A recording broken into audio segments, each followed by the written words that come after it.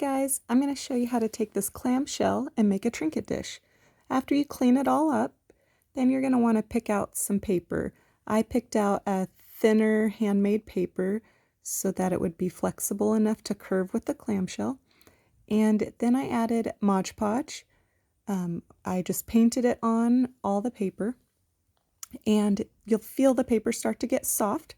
And so then when you press it into the shell, you can kind of press it flat.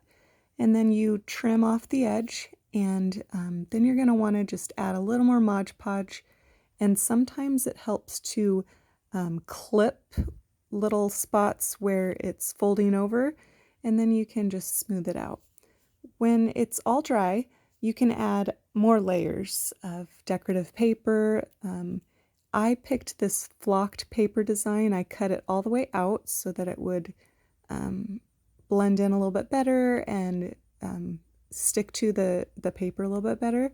So I just went ahead and put more Mod Podge on the back side, and then again Mod Podge all the way over the front. When it's completely dried, I took this gold paint pen from Hobby Lobby and I just free-handed a gold edge, and it just adds a little bit to the whole shell, and that's it. And once that's dry, it's ready to be given as a gift or kept for yourself.